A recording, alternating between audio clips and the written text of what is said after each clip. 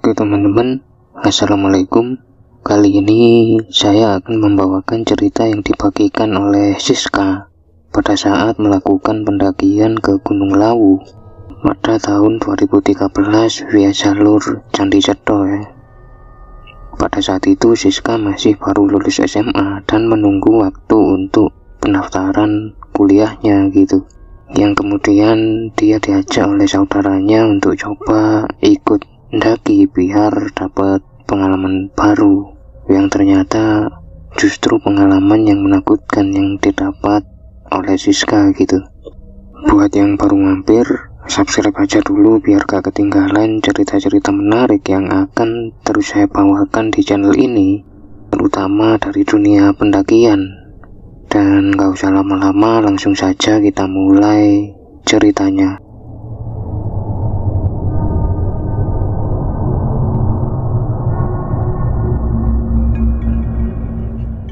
Singkat cerita, 1 minggu sebelum pendakian, Siska diminta oleh Raffi, saudaranya, untuk olahraga rutin demi mempersiapkan fisiknya sebelum mendaki gitu. Dengan hati senang, Siska pun menuruti karena dia sudah membayangkan indahnya puncak Lawu yang akan dia datangi. Saat itu Raffi bersama beberapa temannya memang merencanakan pendakian ke Gunung Lawu via Cetho, yang karena jumlah mereka ganjil ada 5 orang. Raffi coba untuk ngajak Siska sekalian ngasih pengalaman baru untuk dia gitu. Raffi juga menyiapkan semua alat dan logistik yang diperlukan oleh Siska, jadi Siska ini tinggal berangkat aja, nggak perlu mikirin yang lain-lain. Setelah hari yang mereka tentukan tiba, mereka pun bertemu di area Stadion Solo, yang kemudian mereka langsung melanjutkan perjalanan ke arah base camp. Mereka kemudian sampai di sana sekitar jam 5 sore. Saat itu kondisi base camp lagi sepi dan warung-warung yang ada di area situ juga sudah pada tutup. Mereka pun istirahat dulu di area base camp dan memutuskan untuk mendakinya esok pagi aja gitu. Gak berapa lama ada juga rombongan yang baru datang dan mereka ternyata mau mendaki malam itu juga. Tapi sebenarnya ada yang aneh dari rombongan itu. Ketika mereka baru datang, mereka seperti biasa saling tegur sapa dan kenalan dengan rombongan Siska ini. Tapi saat itu Siska melihat ada 1 orang dari rombongan itu, seorang perempuan muda yang cuma diem aja berdiri seakan nunggu teman-temannya yang lagi ngobrol sama Raffi. Perempuan ini bahkan sama sekali nggak menoleh ke arah Siska.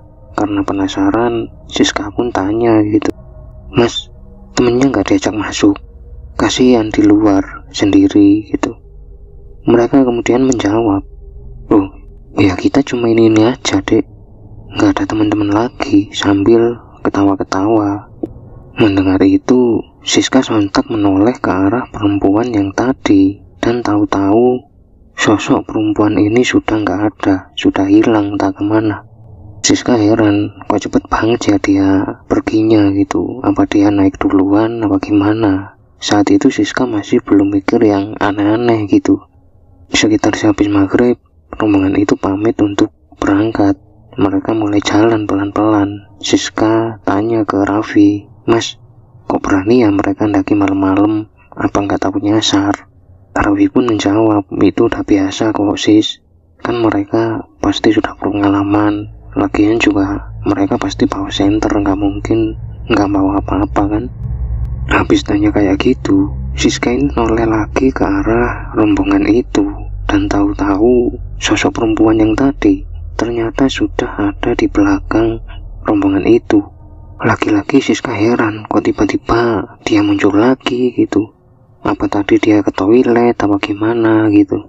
Sekitar jam 7 malam mereka menuju ke arah perkampungan untuk cari tempat makan, karena mereka malas untuk masak dan harus membongkar logistik mereka gitu.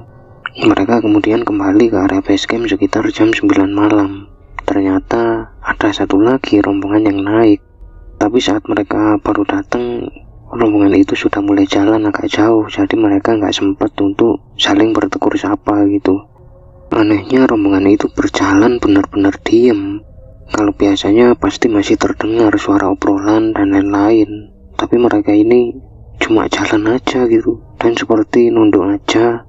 Semua juga terlihat samar-samar seperti nggak bawa semacam tas atau apapun. Sejak saat itu, entah kenapa suasana dan suhu di sekitar base camp berubah. Tiba-tiba turun kabut, suasana menjadi dingin, dan Siska merasa kok lama-lama menjadi mencekam gitu. Mereka pun memilih untuk tidur karena sudah mulai dingin, sampai tiba-tiba Siska terbangun karena dia mendengar seperti ada yang berjalan tepat di sampingnya gitu. Karena suara langkah kaki ini seperti kayak nempel banget di telinga Siska ini. Tapi saat Siska terbangun, dia nggak melihat siapa-siapa. Siska sebenarnya belum ngerasa ada yang aneh sampai detik itu, karena dia mikir mungkin itu dia cuma mimpi atau gimana gitu. Sejak saat itu, entah kenapa Siska ini menjadi susah untuk tidur lagi, dan baru sekitar jam 2 dini hari Siska bisa tidur. Sepanjang waktu itu, Siska sering sekali mendengar suara yang nggak lazim, seperti suara peralatan dapur yang jatuh, suara pintu yang terbuka beberapa kali, bahkan juga suara anak ayam yang dia dengar entah datang dari mana gitu. Tapi Siska belum curiga karena dia mikir memang di situ mungkin masih masuk area perkampungan. Singkat cerita, esok paginya selesai sarapan, mereka memulai pendakian sekitar jam 8 pagi dan berencana untuk buka camp di area Gupak Menjangan atau di pos 5. Mereka pun jalan pelan-pelan saat itu. Cuaca benar-benar cerah dan bagus. Sekitar jam 9.40-an mereka akhirnya sampai di area pos 1 dan memutuskan untuk istirahat dulu di situ. Siska mulai melihat-lihat sekitar dan ternyata ada semacam sumber air di dekat situ. Siska mikir mungkin ini tempat warga nyari air atau bahkan mandi ya. Siska pun duduk di situ sementara yang lain seperti sibuk ngobrol dan makan-makan snack di area yang agak jauh dari dia gitu. Gak berapa lama ada seorang nenek-nenek yang datang ke area sumber air, dan dia ini membawa semacam kendi kecil gitu. Nenek itu kemudian bilang ke Siska mau cari air minum, dan mereka pun ngobrol sebentar. Ternyata Raffi yang sejak tadi melihat Siska merasa aneh karena Siska terlihat seperti ngomong-ngomong sendiri. Raffi pun menghampiri Siska dan tanya, lagi ngomong sama siapa sis? Itu mas, nenek yang lagi cari air. Oh ya udah, ayo ngumpul aja sama teman-teman yang lain. Ya Siska ini ngikut aja tanpa curiga, sementara Raffi tahu kalau sudah pasti ada yang gak beres. Tapi Raffi diem aja dan pura-pura gak ada apa-apa saat itu. Setelah cukup lama mereka pun lanjut lagi jalan. Mereka mulai memasuki area hutan pinus menuju ke arah pos 2. Mereka terus jalan saat itu. Trek yang mulai terjal pelan-pelan membuat beberapa dari mereka kewalahan. Tapi Siska justru gak merasa berat atau lelah sama sekali. Perjalanan mereka jadi cukup lambat, bahkan beberapa kali disalip oleh rombongan lain. Mereka kemudian sampai di area pos 2 sekitar setengah 12 siang, yang kemudian mereka memutuskan untuk istirahat sebentar dan lanjut lagi biar nggak kesorean gitu. Semenjak baru sampai di area pos 2, Siska ini didatangi oleh 2 ekor burung yang berwarna hitam, yang belakangan dia baru tahu ternyata itu adalah jenis burung jalak. 2 burung itu terus menghampiri Siska. Siska coba untuk ngasih remahan biskuit dan roti yang ternyata langsung dimakan oleh burung-burung itu. Mereka pun lanjut jalan dengan kedua burung itu seperti terus mengikuti Siska gitu, yang akhirnya mereka harus benar-benar merasa sangat keheranan ketika tahu-tahu mereka sudah sampai di area pos 3 sekitar jam setengah 1. Seolah-olah mereka ini nggak sampai setengah jam jalan ke sana, padahal normalnya jarak dari pos 2 ke pos 3 ini cukup jauh. Mereka pun istirahat sebentar sambil masih keheranan, apa benar itu sudah di pos 3 gitu. Ternyata hal itu terus berlanjut di pos-pos berikutnya. Mereka bahkan sampai di area Kupak Menjangan sekitar jam 4:30 sore. Hal yang sangat tidak mungkin mengingat jam 1 aja mereka masih duduk-duduk di area pos 3, sementara untuk menuju ke pos 4, pos 5, dan Kupak Menjangan jaraknya sangat jauh dan treknya sudah pasti makin terjal gitu. Sesampainya di sana, mereka langsung mendirikan tenda dan sempet nggak tahu mau ngapain karena hari masih cukup terang. Mau lanjut takut kesorean malah nggak bisa menikmati puncak. Mereka pun cuma ngobrol-ngobrol sambil ngopi dan nyiapin alat-alat masak seperti kompor dan lain-lain. Mereka juga ngeluarin jaket dan sleeping bag untuk jaga-jaga udara dingin karena di area Kupak Menjangan ini dilarang untuk buat api unggun ya. Saat mereka cerita-cerita itulah Bobby ini mulai bilang kalau dia ini benar-benar kecewa dengan mereka semua. Bobby yang ada di belakang sebagai sweeper merasa berkali-kali ditinggalkan oleh teman-temannya karena teman-temannya ini jalannya ini cepet banget gitu. Bobby ini sampai teriak-teriak untuk nyuruh istirahat beberapa kali dan bilang dia capek, nggak usah cepet-cepet, tapi seakan nggak ada yang denger gitu. Yang lebih aneh lagi, Bobby bilang mereka seakan-akan jalan ini nggak punya lelah, cepet banget tanpa sekalipun istirahat. Padahal di tiap-tiap pos mereka pasti istirahat, tapi menurut Bobby mereka nggak istirahat sama sekali. Yang akhirnya memaksa Bobby ini untuk terus jalan ngikutin teman-temannya karena dia takut juga kalau harus jalan sendirian gitu. Bahkan Bobby juga menunjukkan beberapa bagian dari kakinya ini seperti lecet dan ada juga yang lebam biru karena dia berusaha jalan cepat sampai beberapa kali tersandung dan terjatuh. Mereka pun memutuskan untuk sekali lagi berdoa bareng biar nggak mengalami keganjilan lagi seperti yang dituturkan oleh Bobby.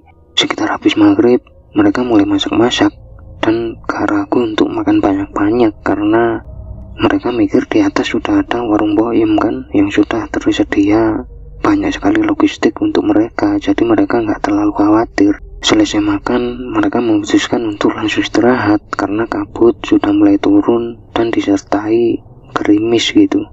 Disinilah Siska baru sadar dan merasakan teror mulai semakin parah. Berawal dari saat Siska tidur ini harus terbangun karena kaget dengan suara petir yang sangat keras yang tiba-tiba aja kedengeran gitu.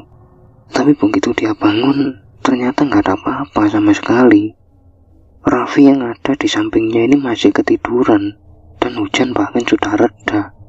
Siska melihat jam, sudah hampir jam 11 malam. Dia pun coba untuk tidur lagi, tapi nggak berapa lama Siska mulai samar-samar mendengar suara anak ayam seperti sebelumnya. Kali ini Siska mulai takut karena dia mikir mana mungkin ada anak ayam di sekitar situ. Suara anak ayam ini makin lama makin dekat, yang kemudian membuat Siska hampir berteriak karena tahu-tahu suaranya ini berubah menjadi suara tawa wanita yang sangat menakutkan gitu. Siska coba untuk membangunkan Raffi, tapi kok nggak bisa. Dia juga coba untuk ke tenda yang satunya untuk membangunkan Bobby atau siapapun yang lain gitu, tapi semua ini nggak ada yang bangun sama sekali. Akhirnya Siska kembali ke tendanya dan coba untuk main HP biar agak tenang gitu. Gak berapa lama ada suara seperti rombongan pendaki yang baru datang. Mereka sepertinya sedang memasang tenda karena itu terdengar dari obrolan mereka. Siska cukup lega karena setidaknya dia nggak ngerasain sendirian gitulah. Beberapa saat berlalu, Siska kemudian kebelet mau pipis. Dia pun keluar dari tenda mau cari tempat yang aman. Tapi begitu dia keluar, ternyata suasana masih sama sepinya dan gak ada siapapun selain rombongan mereka. Siska benar-benar ketakutan kali ini karena dia yakin barusan dia dengar suara rame-rame orang atau rombongan pendaki. Belum berhenti sampai di situ, Siska mulai mendengar suara lain, sama persis dengan apa yang dia dengar saat dia berada di base camp tadi. Pada saat dia buang air kecil, Siska tiba-tiba dihampiri oleh 2 burung jalak yang sejak di pos 2 sudah ngikutin dia gitu.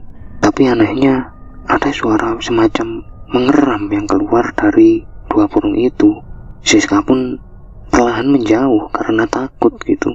Saat itulah teror yang lebih besar mereka alami, karena Bobby tahu-tahu bangun teriak-teriak histeris keluar dari tenda, kemudian tahu-tahu lari entah kemana gitu.